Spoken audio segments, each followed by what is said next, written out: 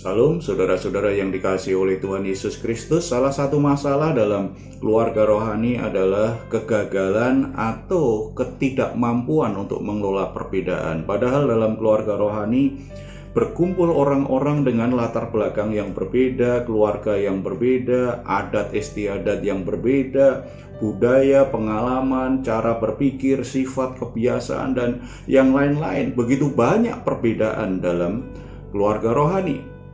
Oleh sebab itu, ketika gagal mengelola perbedaan, berarti akan melahirkan ketidaknyamanan dalam persekutuan, ketegangan, bahkan konflik, sampai akhirnya bisa jadi perpecahan. Oleh sebab itu, kita harus mengerti bagaimana caranya supaya perbedaan-perbedaan itu bisa dikelola dengan baik sehingga menghasilkan sesuatu yang baik. Justru dengan perbedaan itu kita bisa saling melayani sebagai saudara seiman.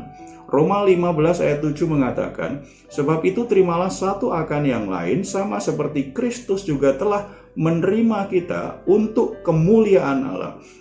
Ayat ini mengingatkan kita supaya kita mengembangkan budaya dalam keluarga rohani itu apa? Saling menerima satu sama lain.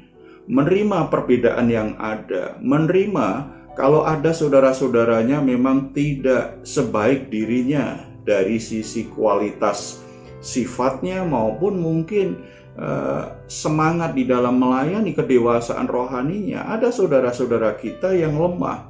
Ketika kita belajar saling menerima satu sama lain, maka perbedaan itu justru menjadi kesempatan kita untuk belajar saling melayani satu sama lain.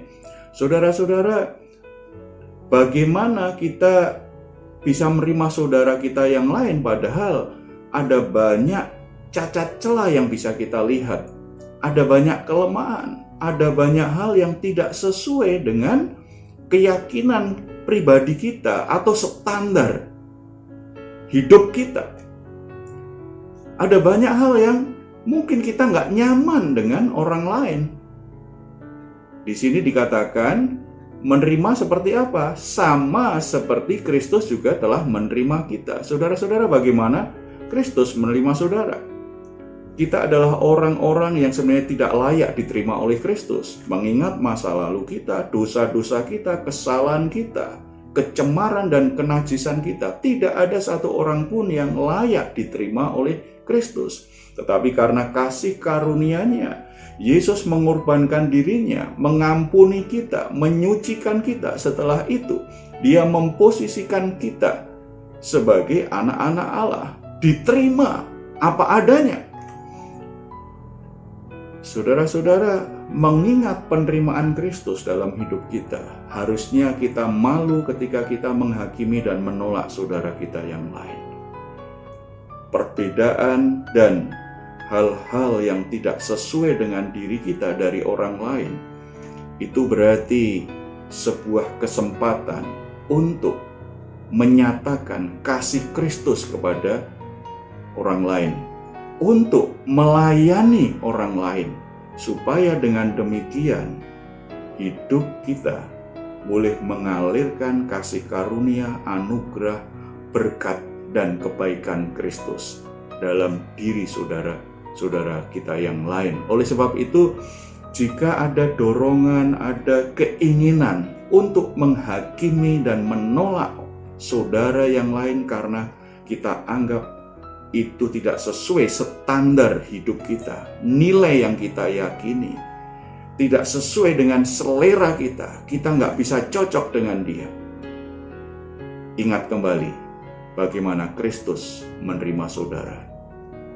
Belajar untuk menerima orang yang berbeda dan tidak sesuai dengan standar kita.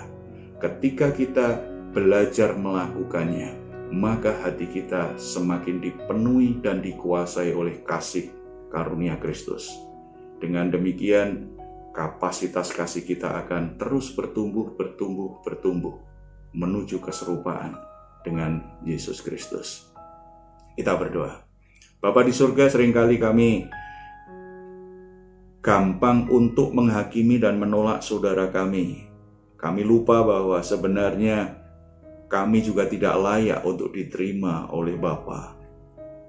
Hanya karena kasih karunia Allah di dalam Yesus Kristus sudah berkorban, menebus, menyucikan, dan menerima kami apa adanya. Sebagai pribadi yang diterima oleh Yesus Kristus apa adanya, biarlah kami juga belajar menerima saudara-saudara kami yang lain, yang berbeda, yang tidak sesuai dengan standar-standar hidup kami, dengan cara berpikir kami. Kami belajar menerima orang lain sebagai bagian dari proses untuk bertumbuh, mengalirkan kasih Kristus, dan melayani mereka sebagai bagian dari anggota tubuh Kristus. Terpuji namamu dalam nama Tuhan Yesus. Amin. Saudara-saudara yang dikasihi oleh Tuhan Yesus, jika saudara diberkati dengan renungan ini, bagikan kepada teman-teman yang lain agar mereka juga diberkati. Tuhan Yesus memberkati.